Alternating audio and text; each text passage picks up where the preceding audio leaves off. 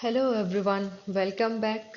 आप लोगों का सीरीज चला हुआ है CAPF असिस्टेंट कमांडेंट पेपर 2 के लिए मंथली मैगजीन का। ठीक है, जनवरी मंथ की मैगजीन में हम लोग कंप्लीट कर चुके हैं पॉलिटी वाला प्लस IR वाला जो टॉपिक है। ये दोनों थीम्स हम लोग कवर कर चुके। आज का जो हमारा पहला टॉपिक है वो रहने वाला है इकोनॉमी थीम से। थीम इकोनॉमी, टॉपिक है हमारा इन इक्वलिटी इन इंडिया। सेकेंड जो इकोनॉमी से टॉपिक रहने वाला है that is digital payment gateways. Digital payment जो गेटवेज हैं उनसे क्या इश्यूज हैं, क्या उसके सिग्निफिकेंसेस हैं, वो हम लोग पढ़ने वाले हैं आज। ठीक है, moving to the first topic that is inequality in India. अब इन इक्वलिटी होती क्या है, डिफरेंट डिफरेंट जो इंस्टीट्यूशन है उनके अकॉर्डिंग इन इक्वलिटी की जो डेफिनेशन है वो अलग है। अगर हम यूएन की बात करें, according to UN inequality is the state of not being equal. कि भाई ऐसी स्टेट जिसमें तुम इक्वली हम ट्रीट नहीं करते किसी को, specially in status rights and opportunities. कि इन तीन चीज का अगर किसी को इक्वल चीजें नहीं मिल पाती हैं तो उसे हम ट्रीट करते हैं एज अनइक्वल या फिर इनइक्वल थिंग्स। तो इनइक्वालिटी समझ आया, it is the state of not being equal specially in status rights and opportunities. ठीक है, अब डिफरेंट डिफरेंट इंस्टीट्यूशन के अकॉर्डिंग एक डिफरेंट इसकी डेफिनेशन निकल के आती है। आप लोग इसको डेफिनेशन से भी स्टार्ट कर सकते हो। दूसरा, जो ऑक्सफैम इंडिया की हाल ही में जो रिपोर्ट आई है उसके according survival of the richest the India story report जो आई है उसके अकॉर्डिंग कुछ डेटा फैक्ट्स हम लोग देख लेते हैं, ये भी आप लोग लिख सकते हो। Findings of the reports are कि जो 1% अगर फूड इन्फ्लेशन हुआ, बढ़ोतरी हुई अगर फूड के प्राइसेस में, तो उसका रिजल्ट क्या होगा, उसके consequences क्या होंगे, वो it will led to 0.5% rise in under nourishment. जो अंडर न्यूरिश जो चाइल्ड हैं, अंडर न्यूरिशमेंट जो चीजें हैं, वो 0.5% हाइक हो जाएगा उनमें अगर फूड के अंदर इन्फ्लेशन आती है, फूड आइटम्स में अगर महंगाई बढ़ती है 1% से। Along with this 0.3% rise in infant and child mortality rate। Child और इन्फेंट मोर्टेलिटी रेट जो उनका मृत्यु जो दर है वो कितना हो जाएगा, कितना इंक्रीज, 0.3% इंक्रीज हो जाएगा। नेक्स्ट जो इस रिपोर्ट की फाइंडिंग्स है कि जो इंडिया का जो 1% जो वेल्दी पर्सन है उनके पास, जो रिचेस्ट 1% है उनके पास पूरे इंडिया का जो 40% वेल्थ है वो उनके पास एक्यूमुलेटेड है। ठीक है, total wealth 40% of the total wealth in India is accumulated with richest 1% of India.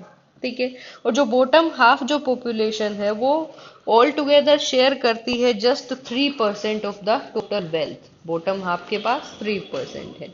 तो इन सब के चलते क्या हुआ कि ऑक्सफैम ने ये फाइंडिंग्स बताई हैं। साथ ही साथ ऑक्सफैम जो है उसने रिकमेंडेशन भी दिया है कि इन चीज़ों को हम ठीक कैसे कर सकते हैं। तो उसके कुछ रिकमेंडेशन अगर हम लोग देखें तो उन्होंने बोला है कि जो ये रिचेस्ट 1% जिनके पास 40% वेल्थ है उनके ऊपर क्या लगाया जाए, टैक्स लगाया जाए। ठीक है, तो फिर क्या हो सकता है, इनइक्वालिटी जो है उसको हम मिनिमाइज कर सकते हैं, इक्वालिटी को प्रमोट कर सकते हैं। ठीक है, तो 1% को अगर टैक्स लगा देते हैं, ये एक रिकमेंडेशन दी। दूसरा कि जो टैक्स बर्डन है, जो मार्जिनलाइज पीपल है उनके ऊपर से वो टैक्स बर्डन, जीएसटी का टैक्स बर्डन, ठीक है, और फ्यूल टैक्सेस वगैरह कुछ हो गए, उनको क्या किया जाए, उनको हटा दिया जाए, उनको इस बर्डन से आजाद कर दिया जाए ताकि क्या हो सके, इक्वलिटी ला सके, हम लोग इन इक्वलिटी को कम कर सकें। नेक्स्ट एक जो सजेशन दिया कि improve public services, banking sector से एजुकेशनल सेक्टर को एक्सेस करने में क्या किया जाए कि हेल्प करी जाए, जो मार्जिनलाइज जो पुअर जो स्ट्रेटा है सोसाइटी का उनके लिए एक्सेसिबिलिटी बढ़ाई जाए पब्लिक सर्विस की। ठीक है, और अदर जो सेफ्टी मेजर्स हैं वो लिए जाएं स्ट्रेंथन करने के लिए। तो इन सब चीजों से हम क्या कर सकते हैं, इनइक्वालिटी को कुछ हद तक मिनिमाइज हम लोग कर सकते हैं। अब एक चीज देखते हैं कि मिनिमाइज करने का तो सोच लिया, अब एक क्या एक इम्पैक्ट हो सकता है अगर ये प्रिवेलेंट रहे, अगर इनइक्वालिटी ऐसे ही चलती रहे तो उसका इम्पैक्ट क्या हो सकता है। इकोनॉमिक इनइक्वालिटी अगर चलती रहे यानी वेल्थ गैप जो है अगर वो बरकरार रहे, उसको हम ब्रिज नहीं कर पाए, मेंटेन उसको मिनिमाइज नहीं कर पाए, तो उसके इश्यूज क्या देखने को मिल सकते हैं, उसके क्या कंसिक्वेंसेस, उसके इम्पैक्ट्स क्या होंगे। तो एक तो इंडिया जो है वो पहले ही बहुत सारा चीजों को लेकर के फ्रेगमेंटेड सोसाइटी हुआ है आजकल। आए दिन आप लोग न्यूज में देखते हो, कोई रिलीजन की वजह से एक दूसरे पे कोई कमेंट करते हैं, उसकी वजह से फ्रेगमेंटेड है। कोई कास्टिज्म को लेके फ्रेगमेंटेड है, ठीक है। जेंडर को लेके रीजन वाइज बहुत सारा एक लोगों ने स्टीरियोटाइप बनाया हुआ है कि किसी रीजन से है, मान लो कोई हरियाणा से है, तो लोगों ने बनाया हुआ है कि हाँ भाई उनके पास बहुत पैसा है, वो लोग ऐसे ही फालतू की चीजों पे वेस्ट करते रहते हैं। तो एक स्टीरियोटाइप वाला दूसरा बिना किसी के जाने कि भाई हरियाणा से है तो कोई बहुत ज्यादा तेज आवाज में ही बोलता होगा, चिल्लाता होगा, कुछ इस तरीके का, ठीक है।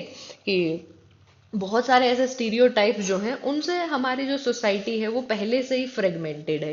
अगर ऐसी फ्रेगमेंटेड सोसाइटी में एक और इशू जो आ जाता है, इकोनॉमिक अगर वेलबींग नहीं है कोई पर्सन, तो ये एक another fragmentation add on point, fuel to the fire वाला काम करता है, ठीक है। ये इम्पैक्ट हो सकता है। और जो रिफॉर्म्स लाना चाहते हैं उनके अगेंस्ट है ऐसी चीजें कि इनइक्वालिटी पहले से ही परवेल कर रही है, तो जो रिफॉर्म्स लाने की कोशिश होगी वो भी एक रिस्क पर ही होगी। पॉलिसी का फेलियर हो सकता है, पॉलिसी रिस्क हो सकता है, ग्रोथ एनहांसिंग जो लिबरलाइजेशन ग्लोबलाइजेशन चला हुआ है उनके ऊपर भी प्रेशर आ सकता है, ठीक है। नेक्स्ट क्या हो सकता है कि इकोनॉमिक इंक्रीज, अगर इनइक्वालिटीज इंक्रीज होती हैं तो उससे पॉवर्टी जो है वो और ज्यादा इंक्रीज होगी, कि भाई लोग बहुत ज्यादा पुअर और होते चले जाएंगे, ठीक है। स्पेशली जो अनएम्प्लॉयड यंग पॉपुलेशन है वहां आपको ये वल्नरेबल सेक्शन को हिट करती हुई आपको दिखाई देगी ये चीजें। और क्या हो सकता है कि उनका जो डिसीजन मेकिंग में अगर उनका मार्जिनलाइज पीपल को इक्वलिटी ना मिले, इकोनॉमिक इक्वलिटी ना हो उनके पास, ठीक, तो क्या होगा, उनका पॉलिसी मेकिंग में, पॉलिसी फॉर्मुलेशन में कोई बहुत ज्यादा रोल नहीं होगा उनका, ठीक है। इन सब के चलते अगर इकोनॉमिक वेल बींग नहीं है कोई, तो उसको क्या नहीं मिल सकता, social justice. Social justice is a kind of कि भाई quality education, quality health system वो उनको अप्रोच नहीं कर सकता। ये सारे इम्पैक्ट हो सकते हैं। प्लस इसके बाद इन इम्पैक्ट्स को चेंज करने के लिए, इन इम्पैक्ट्स को कम करने के लिए बहुत सारे मेजर्स हैं वो हमने लिए हुए हैं। जैसे फॉर एग्जाम्पल क्या कुछ चीजें इंडियन गवर्नमेंट ने की है इस चीज के लिए, उनको देख लेते हैं एक बार। इंडियन गवर्नमेंट टैक्सेशन रिफॉर्म्स लेके आई, टैक्स रिफॉर्म्स लेके आई, ठीक है। स्लैब्स डिफरेंट डिफरेंट सैलरी के अकॉर्डिंग स्लैब्स बनाए गए, ठीक है, कि भाई उनके ऊपर टैक्स लगेगा। लग्जीरियस आइटम्स है उनके ऊपर टैक्स लगेगा, तो कोई पुअर पीपल है वो तो लग्जीरियस आइटम लेगा नहीं, तो ठीक है कि जो वेल्दी, जो 1% की बात करी हम लोगों ने, जिसके पास 40% वेल्थ अक्यूमुलेटेड है, उनके ऊपर टैक्स लगाओ भाई, चलो वो भी ठीक है। फिर उसके बाद जो पुअर पीपल हैं उनको एम्प्लॉयमेंट जनरेट कराने के लिए स्कीम लेके आई, ठीक है। गवर्नमेंट स्कीम लेके आई, different different employment guarantee scheme आ गई, ठीक है। 100 डेज वर्क के लिए आ गया, ये हो गया। फाइनेंशियल इंक्लूजन के लिए, फाइनेंशियल इंक्लूजन के लिए गवर्नमेंट ने क्या किया, डिजिटलाइजेशन शुरू किया चीजों का, कि एक्सेसिबिलिटी हो, लोगों के पास बैंक की सर्विस एक्सेसिबल हो उन सब के लिए। हेल्थ के लिए आयुष्मान मिशन चलाए गए, ठीक है। जनधन आरोग्य केंद्र, सेवा केंद्र चलाए गए। प्रधानमंत्री आरोग्य योजना चलाई गई। ये सारी चीजें, ये मेजर्स लिए गए हैं इकोनॉमिक इनइक्वालिटी को कम करने के लिए। लेकिन इन मेजर्स के बाद भी हम लोगों को बहुत सारे चैलेंजेस देखने मिले हैं इस चीज में। अब वो चैलेंजेस क्या हो सकते हैं वो हम लोग देखेंगे।